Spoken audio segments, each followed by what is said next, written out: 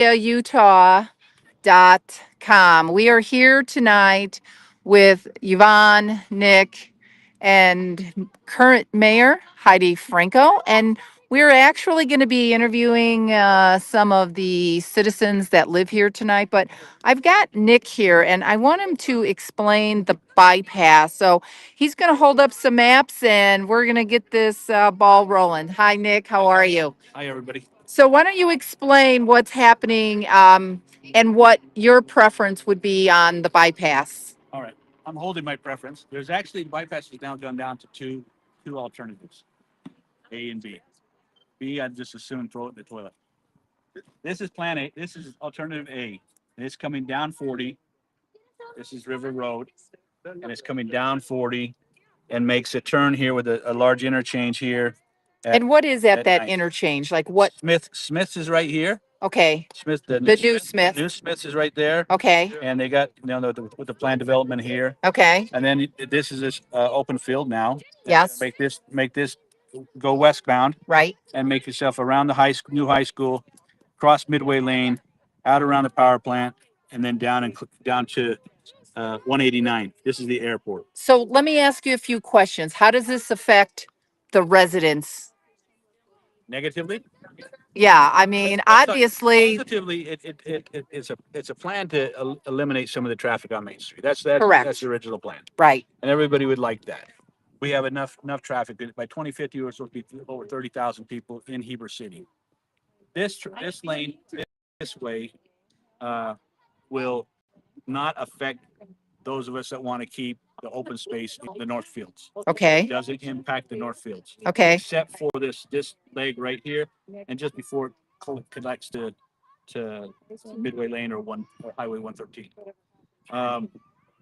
Where it negatively affects many people will be all the new businesses on 1300 South, where it will connect here with the main artery and the bypass coming off of 40 out of the basin, hitting the hub. Just before the hub, they want to put an interchange, cut across the vacant lots behind there, and then cut straight across, past the car wash.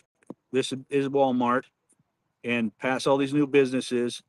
It will go up against two subdivisions, this one and this one, with the back of their properties, right up against the UDOT property, with a 30-foot high. The road is going to be 30 feet high. The main flow. I was just going to ask. So 30. Wall with 30 feet high, 30 feet high with the traffic up above, and a frontage road on the south end and the north end, a single lane frontage road. And that's alternative A, which is in favor. And that's I out of the two, I would favor this one. And why is there only two right now? I do not agree with this at all. This affects way too many families, way too many lives, too many dreams. And when they could easily keep it on 40, do a large interchange at the property they already own, maybe affect taking out the vacant Tunex building and the vacant restaurant there to allow more space, and continue down 189, just past the gravel that the Allen family owns. Yes. The gravel just past that, and then cut across the sewer field and connect to their main line. That would eliminate all this taking out homes, impacting these families with a large artery of traffic, truck traffic, and everything else going right behind them at 30 feet in the air. So that's the issue with me. And I would like to think UDOT's talented enough to figure this out and figure, hey, we're only going to go south just a little bit to make that curve. It can be done. This is alternative B. I don't like it. I think a lot of people don't like it. I don't support this at all. What an impact. Again, this is River Road, comes down to Potter Lane, and will come across the North Fields, connect to the interchange. They will still have the 9th North Road highway coming in off of 40. So there will have to be a big interchange. This becomes now big city. This becomes two big highways running pretty much parallel to each other, within sight of each other, connecting at 9th North, then coming down and meeting down here to 189. It'll still connect this. This definitely's got to go. I don't agree. I do not support this. So any other homes on alternative B besides for the homes on Walmart where they're gonna have some big ugly 30-foot? There are properties here. The exact number I won't quote because I don't know the exact number. Okay, And I don't think anybody really does until you start plowing and right. start buying out. UDOT starts to pay out. But this is going to affect a lot of homes, a lot of properties. It impacts some of the heritage farm that we've already been trying to preserve. This is not to me. This is not feasible. This will destroy the heart of the valley, the heart of the county, in my opinion. That's that. And they do have a number of lights they want to go on 40. They want to have free flow intersections here.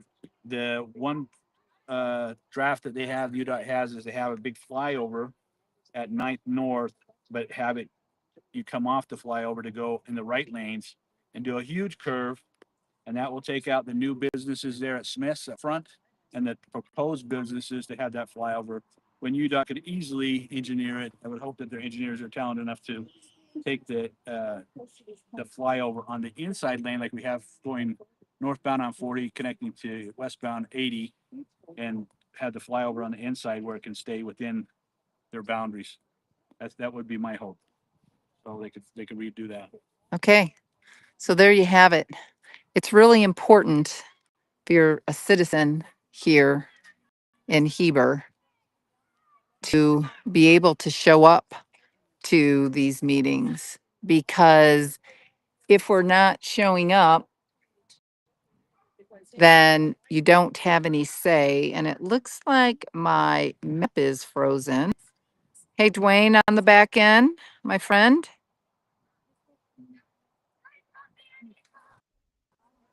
You're doing fine, Lori. It Everything's looks like coming through good. I just only see the original map. It's not, the camera's not moving. Is it moving You, for you? I, yeah, it is. Everything's working. You're Okay, good. that's weird because I'm frozen on my end. Okay, Yeah, I just want, you're coming through a little grainy, but that's just the Wi-Fi, the phone line. That's just okay. your okay. All But right, so I think I'm gonna come over here. I'm gonna interview Allison. Can you see Allison, Dwayne, just so that I know that even though I'm frozen on my end? you're good. All right. Well, we had a little technical glitch, but we know that we can see Allison. So, Allison, Yeah. Nick just got done explaining the bypass, the alternative A and the alternative B. I know you've been kind of really, yeah, heavy into this as well. So, can I get, first of all, can you just tell me your name and then give me your honest opinion on how you feel about the bypass Allison Salisbury, and I'm against the bypass. I'm all together? altogether. Um, because it makes no sense to me. It's too late. Um, How do you feel about the insane traffic going down Main? well, when they pointed out on Monday night that 73 or 78% of the traffic on Main is local traffic. This is not going to divert a lot of things, a lot of people. So it's not like we have this influx of people driving through Heber and now they're going to take a different route. This is just local traffic every day going up and down. So uh, Have you seen an increase? You've lived here a long time. I don't drive during that time. Well, And I take side streets. yes, like most of us. Most of it. So also, I can't prove this. I don't know if it's going to happen, but yeah, they're going to get the bypass. And yeah, all that land is protected till it's not, till deals are made and suddenly urban sprawl is out, coming out from the bypass. So you'd have to prove to me that is impossible, can't happen. And then I still don't believe it. So, Okay. So let me just flip gears. Yeah. So I was on Zoom the other night on the Meet the Candidates, Heidi Franco versus Scott Phillips. And I know, I was there as well when some of the stuff went down, but I was kind of little caught off guard. You went up and you asked a question as a citizen of Heber City on an event that happened in the stairwell with Scott Phillips. And you were kind of cut off. And it was kind of honestly a smooth way of avoiding your questions. So now that I've got undivided attention with you. So can you just give me your opinion? You were there. So what happened? The only thing I was asking him was how did he explain that that's ethical behavior? If he wants He as in Scott Phillips. Scott Phillips, if he wants to be our mayor, if you're attacking citizens, I've seen, and I had another example I probably should have used maybe even better, where he attacked the mayor. I've seen him attack the mayor. He's not, when he's talking about saying, he didn't say, he called her a liar. There were guests in the room because many people in that room had heard him call her a liar. And he just totally, no, I said you're lying. No, so the entire night, I don't find him to be an ethical person because when you lie, that's not ethical. And Well, it's not a mayor that we want. I noticed a couple of times when he was being asked questions, his tone and mannerism to me were just a little bit frightening because he sat back on his chair and crossed his arms. Which, listen, I've been a business owner for a long time and I'm always aware of people's body posture. How did you feel about that when he just kind of slammed himself back into a chair? And when I say slammed, I'm not saying that, he abruptly went back, but he kind of just crossed his arms and sat back because somebody asked him a question that maybe he wasn't comfortable with. well, I'm not going to get into my opinions. But I will say the fact that he would not is the only person who didn't sign the ethical uh, paperwork. First, he said, "Oh, I was probably gone." And then he came back and said, "Well, I can't sign it. I don't want to sign it because it could come back and haunt me. People could use it against me." I'm going, well, yeah. Why? Because you're planning on being unethical and you don't want someone coming saying, "Oh, you signed this ethical." That was a huge red flag. Red flag when he said, "I want the mayor to have less power." Oh, I thought that was funny when he said that because I not to laugh no, I commented on that on the Zoom link. because my feeling is he's going to work to restore mayor's power, 100%. So, yeah, it was an interesting evening. All right. Well, that's a wrap up from Allison. We're just going to continue along. Yeah, I think that we allowed us I for think that. everybody was really impressed. We are here. I think it was impressed for all of us. I thought it was a 10 turnout. Mhm. Everybody was It was a good turnout. absolutely good turnout. And I really thought they would only have, I mean, even Julie was just pretty much saying, I'm hoping, she said.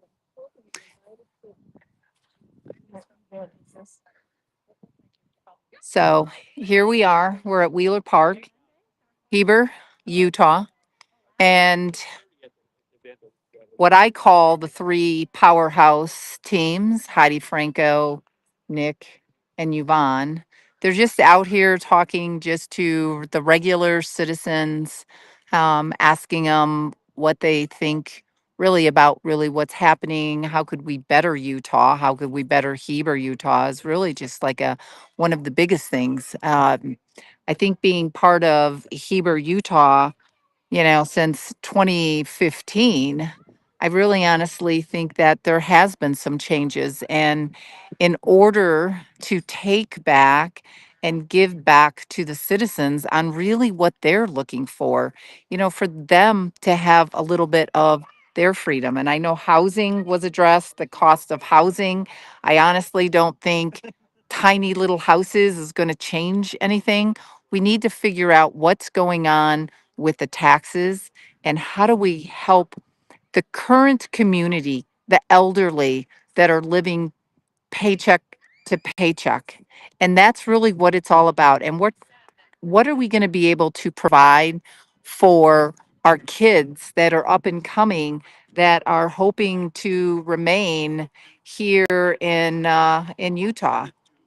So I think I'm going to go back and actually ask another question. Yes. So Nick, let me ask you, how do you feel about like where we are with the taxes, do you think these tiny little homes But they are listened going to on be able to like those- support more and more people coming? I don't understand that myself There, I'm going to ask. with that, instead of getting a grasp on where we are with taxes, how we are with big developers that obviously want the land here to bring in more people. But how do you feel about that? You have children, you have older kids. My kids are older. They could never afford to live here. If I had to buy new now, I couldn't afford to buy it here. Uh, just like the other firefighters, they can't even afford to live here. They gotta live in Duchesne. The majority of them live in Duchesne.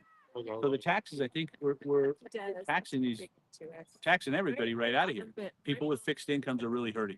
You know, young families can't even be part of the system.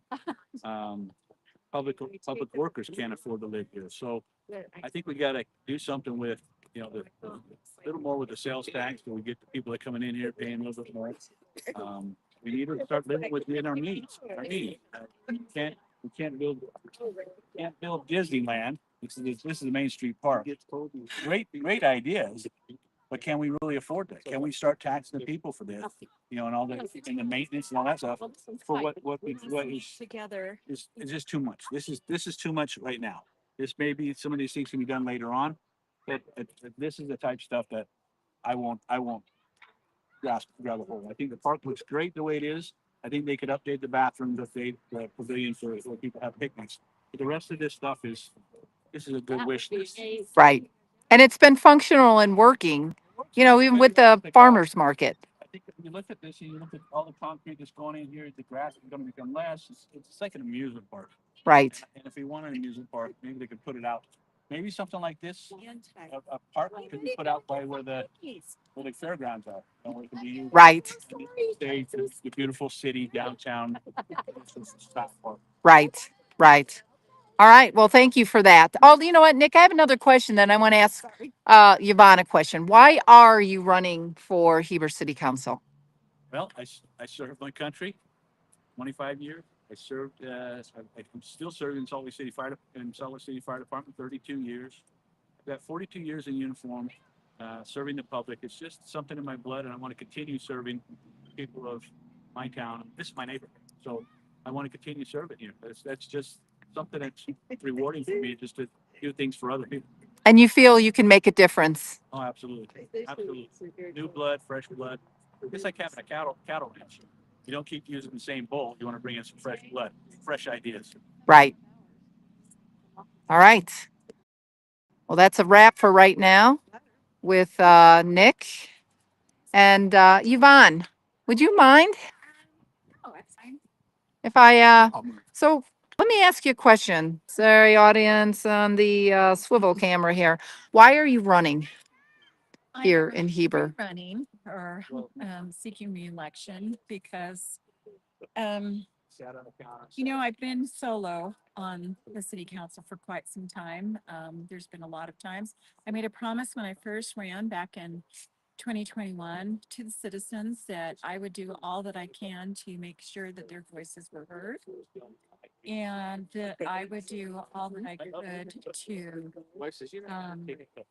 protect their interests and to listen to what they have to say. And I felt sometimes that while I've ran for the last 4 years, that has been very difficult because when I've turned down high density growth, I have usually been the only one that has said no. And I feel that the citizens' voices still need to be heard because I don't know if anyone else is willing to actually hear their voice. And so until they don't want me, then here I am. And if they choose not to vote for me, then I guess my work is done. So until that happens, that's why I've chosen to run. Well, keep fighting Yep. because I know there's a bunch of us already voting for you. But you'd be interested. All right. It's Jim Gagan there. So, Jim Gagan. I was gonna say, hi, sir, how are you? Get cookies. Just get it right now. Not for my wife. There are Can't say stuff cookies like here and pumpkins. So any of you watching this live stream, please come down, support the candidates. We really want you to meet Yvonne and Nick and Heidi. So Jim Gagan, What do you think? What's changed since you moved here in 2015? Traffic. Okay. And how do you feel about the bypass? Well, I think they got to do something, but I would start with retiming the lights and looking at the traffic patterns. And why is that? Well, if you drove through Heber, you know what I'm talking about. All right. Okay. Well, maybe that's a cost-effective solution that we can work on right away is retiming the traffic lights. Not sure who's responsible for that, but I will be asking. Heidi Franco is out there talking to someone in the community, and we will be talking with her next.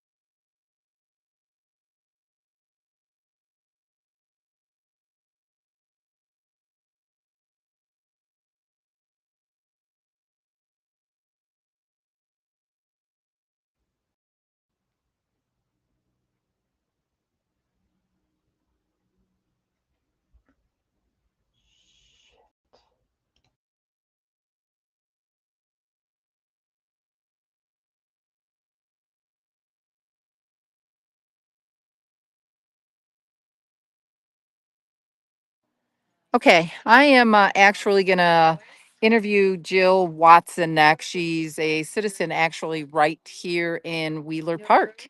Um, so, Jill, let me ask you your opinion. Um, one, how do you feel about the bypass? Well, I feel that it should have been done about 20, 30 years ago, and they've kicked it down the can too long, but I am for it because the traffic, I think, downtown is too much. And also because they're building so much to the north end of the town with Coyote Point and a whole other development. I realize that a lot of the traffic, the majority of the traffic coming into town's coming up in Coyote Canyon on 189. So if they do a swing wide and then go across the backside like they're proposing, Okay, those people will absolutely avoid the whole downtown because it will be way faster for them to go from south all the way down to the other side and they're almost at their location. So I see where it can help for that a lot. And I've proposed for the trucks coming in from the 40 out of Strawberry area that they should turn left. And I don't want the overpasses. I think they just do the normal lights and they go down past the new dirt pit and the city owns that land across from the airport and do big, huge wide swings. So they don't have to stop. There's no light there. They just wide swing onto it. So that'll be easy and fast. And coming the other way, they do a wide swing out. The only light you would need is the ones that are coming up to turn left there to go to the north side.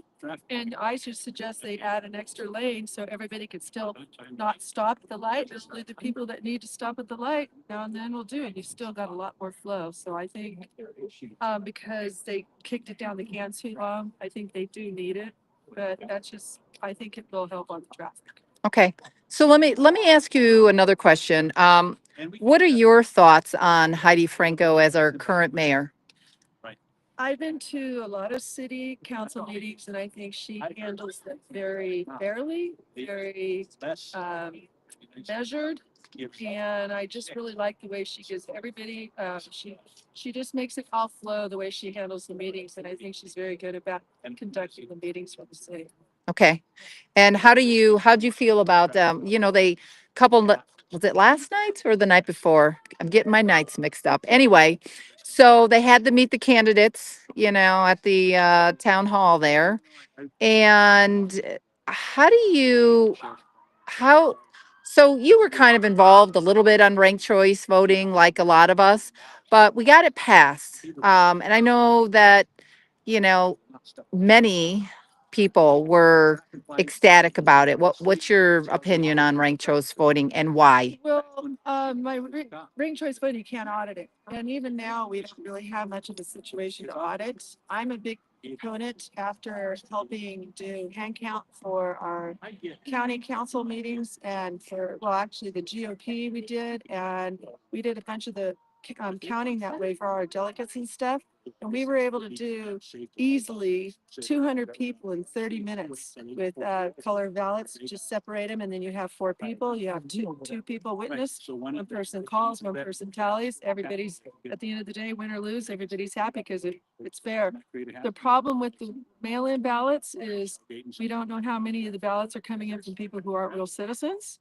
And we also have no way of counting them because once they put them in a machine, we're learning nationwide with all the information coming out, the Smartmatic and Dominion. If anybody can manipulate the software, they can manipulate the algorithm. If they manipulate the algorithm, you have no way of knowing. They can sit there and go, oh, look, we'll count them all over again. As long as it's going through a machine, we do not have custody of our vote. You lose custody. And that's a good word, losing Lose custody. custody of your vote. You need to have hand count, paper ballots, marked citizen ID, counted where casted, and it's really not that complicated if you, especially if you break it down to the precinct level. And I think we'll probably get about 3,000 people voting here. We could easily get about 60 people together here and have 4 stations and count this thing in less than 2 hours. Okay. And you were involved in the hand count roadshow. We were really trying to educate, and you helped Mark put this together. What was the reason for getting hand count roadshow all across the state of Utah? To build awareness to the community that we do not have the gold standard of elections here in Utah, that we do not have a way to audit anything, that there's no way. Again, I mean, it's going to come back to what you just asked me. As long as you're using machines, they who control the machines can control the back end of the things. And win or lose, I'd rather have people sitting there hand counting everything and doing it down to the precinct level because it's really easy. We proved it by doing our local county races. We did 200 people in less than a half hour. So it's not going to be that complicated to do it. And if you have everybody witnessing, win or lose, at least you can all walk away and say it was fair. Right. Right. But what I would like to say, may I offer something that Sure. I'm concerned about? My big concern about this county right now is there was a bill passed in our legislation last year, and I can't recall the name of the bill. But my understanding is it allows the state, if they decide that, you know, they need development somewhere, for example, here in Wasatch County, they don't even have to go through our city and our county council people anymore. They can decide they need it. They work it out with the developers and they can come in here. How is that representation for our community? If we can have them come in and say, we're going to deem that you need high density housing and we have no say so. I am adamantly against that. And that's why I say you guys need to get involved locally. You need to get involved with your city and your county councils, and you guys need to pay attention. We need to get behind them because we're going to have to fight the state on this. Okay. That's my How do you opinion. really feel about it? How do I really feel? Is it possible to fight the state? I think if we get enough people together in enough counties that know that this is this law, a lot of the people in the outlying counties, they don't really notice it right now because there's no need. But right now, we're kind of like this triangle between Salt Lake down to Provo, up here to Heber. And I don't know, it seems like they want to pave this valley from, you know, mountainside, you know, from clear across the valley. And what are they going to do? Pave every single inch of this valley? We're not going to have any open space? Right. And if we don't have a say so and the developers can come in here, how are we going to stop them? Right. So, and I Agreed. feel like we don't have a voice. Ki- So, Can I ask you one more question? How do you feel about the Charlie Kirk assassination happening right here in our own home state? how do I feel about it? Well, first of all, it was horrible. Um, I, you know, I don't have kids in school here, but here's my understanding. My question is this: who in this state and what is going on in this state that made somebody so threatened that they had to silence his voice when all he was doing was talking about God, family, and freedom? And he was trying to teach the kids in college, don't just listen to everything, ask questions, have an engagement, even if you disagree. So who in the state was so threatened by him that they had him taken out? It was an assassination. And number two, my whole thing is with Charlie is if you're gonna have that kind of dialogue, why did all of a sudden they reschedule this whole thing and yet not have some of the people that Charlie Kirk had invited in, like the alignment?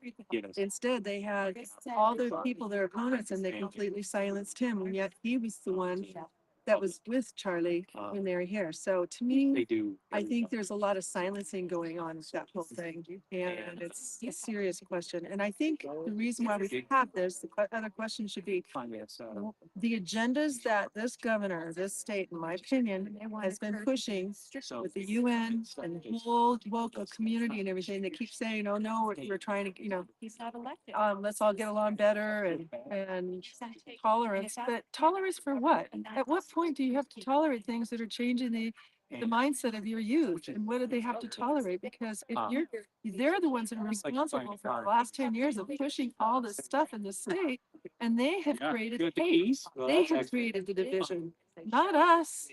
Right. That's not from us. It's the environment that they've created, and they need to be held accountable for that. Right.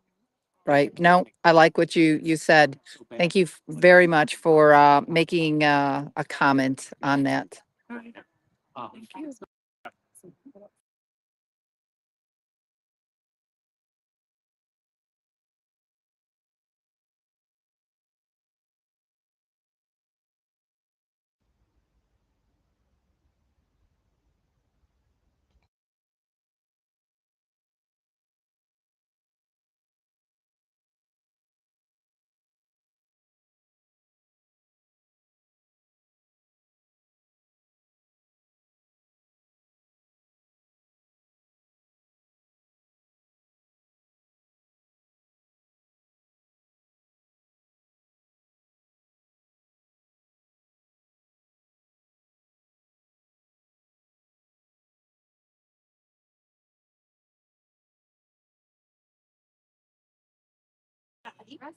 What a nice couple.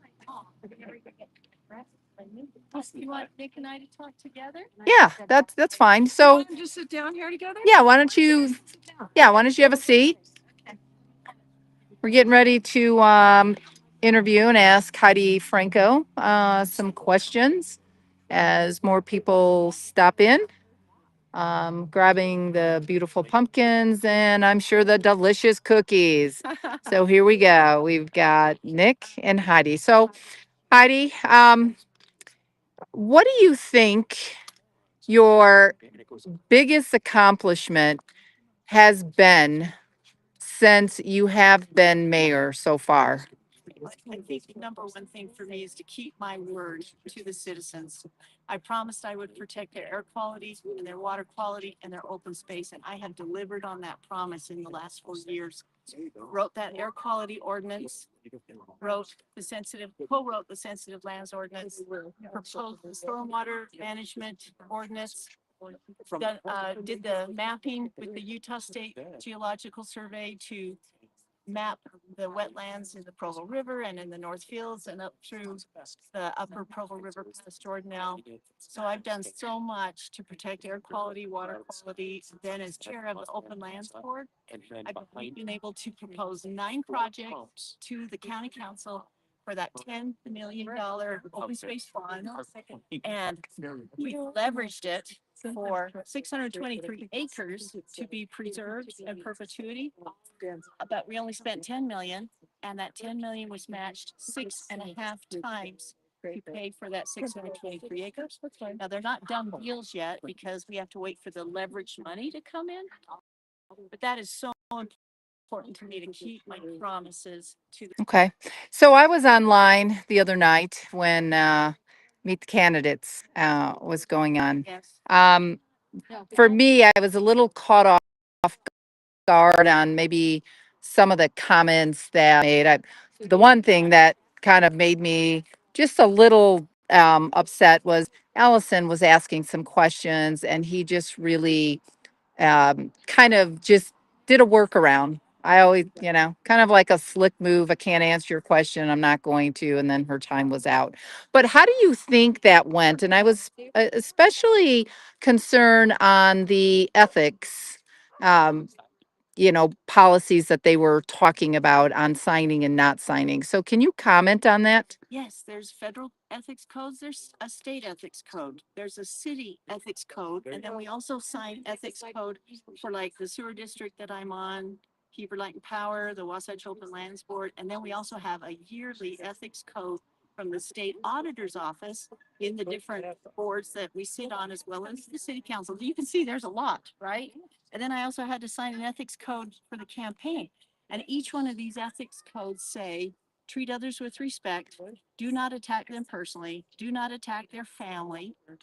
Okay, be honest, disclose all your conflicts of interest, be respectful to the citizens, you know, the basic ethics that we need Right. to have in our government.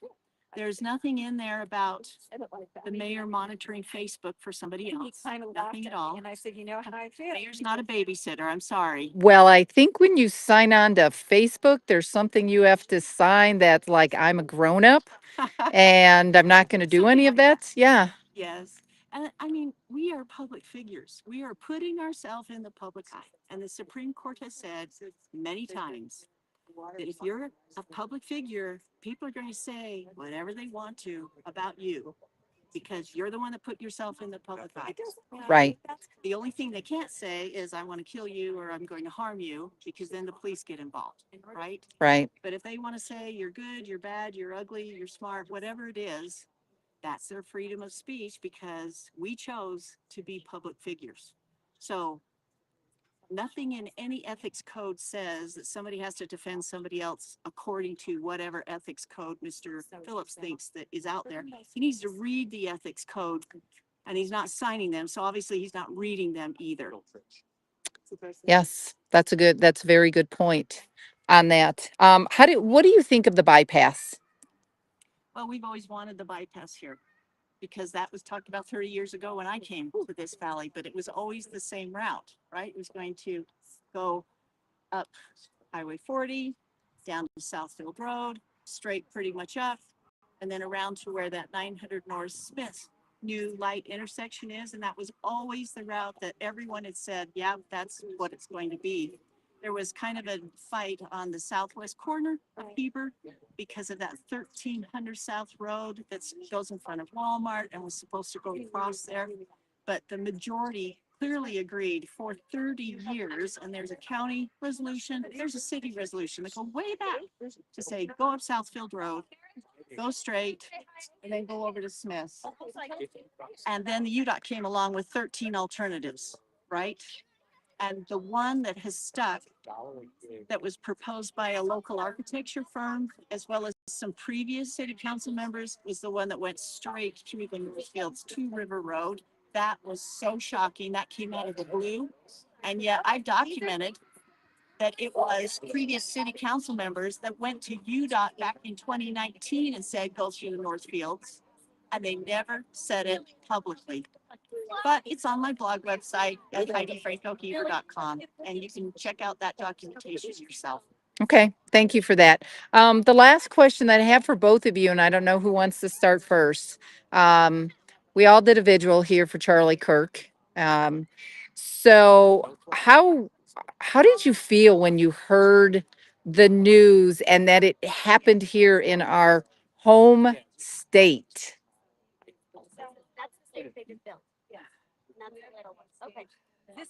I'll start. It was to me, it was very heartbreaking to have anytime I hear a shooting or I respond to a shooting, to see innocent victims be, taken out. It happened, what, 35 minutes from here, from where we're sitting. It was a man exercising his freedom of speech. He had a gathering of peaceful, minus one, people that had good intent to listen to what he had to say, engage him in conversation and debate. And within minutes of the beginning, his life is over for exercising his freedom of speech, something I've defended. And in the military. So I think freedom of speech for everybody is there. It's been granted. It's part of our constitution. It's part of who we are as a society. And, it's been paid for in blood in every war we've been in, it's been paid for in blood. And, I've got friends that have lost their lives in combat and, later in suicide and because they fought in combat for those rights. And so it's very disheartening. Makes you see so much violence. He's seen the wars, he's seen the aftermath of wars with his troops that were under him. And when we see this happening in what we think is a peaceful place, it's horrific. It's terrible. It is rotten. It's so horrific that it's hard for me to articulate, how deep it goes because the shock is still there. We have people in this city that were there and the shock there for them. They're still suffering, that PTSD from it too. When deaths and horror happen like that to us, it takes time to heal. And then we have the Grand Blanc, Michigan terrorist act too. Can it please stop? Can we please respect each other? Why do we have to let our words and our hate grow so much that we do the violence, right? Thoughts, words, actions. We've got to break that cycle. We need to respect each other. We're neighbors here. We're neighbors in this state. We're neighbors in this country. Are we really going to believe what this country is founded on? Respect, civility, equality, fairness. This is not so near. First Amendment, Second Amendment, all of these incredible liberties that the rest of the world just would love to have. We take it for granted and it turns into this horrific thing. In this country, what makes us so great is we are cut from different cloths, but we come together in one. We come together in one under this flag, united, and we have inalienable rights to say what we want. And I may not agree with Heidi. Heidi may not agree with me. We have different religious views. We have different political views. We're different, but we're all under the same flag. We are one country, and we have to be able to have dialogue, have discussions, maybe disagreements, maybe at times keeps disagreements, but it doesn't have to be at the end of the rifle. And I've been at the end of I've protected this Constitution at the end of the rifle. So, it's scary. Even my wife is like, we're getting in politics. Somebody may not agree with you. They may not want you in office. Are you going to be okay sitting in city council chambers? And it's a big, it's scary. It's a horrible thought, but it's reality. That's where we are in the United States now. Right. Do I need as a concealed carry permit to start carrying my pistol again?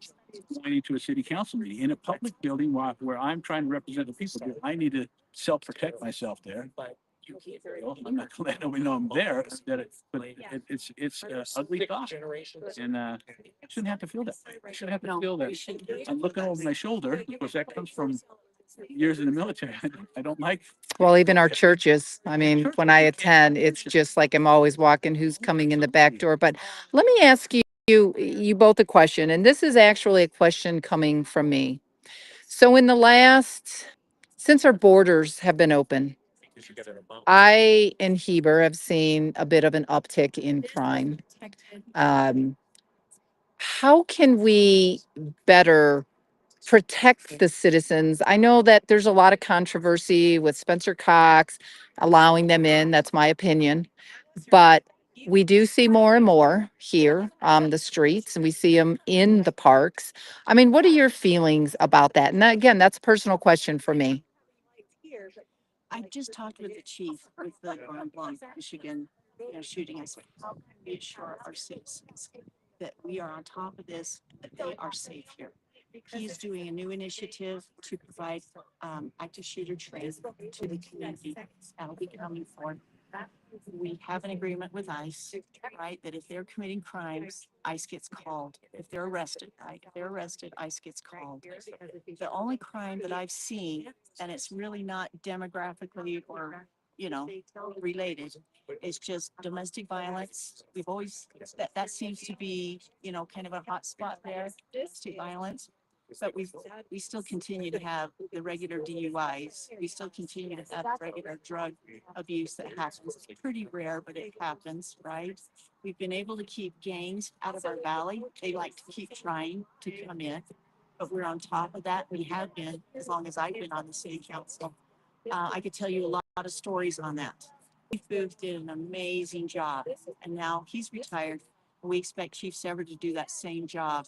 So we are actively trying to do outreach to the community and provide more services to them to make sure they can feel safe, but they may not, right? And so I have been talking to some church leadership and telling them that if they are not feeling safe, they need to come to the city and we need to see what we can work out. But we are doing extra patrols right now. Okay. So we're not really seeing, I mean, we have burglaries once in a while, right?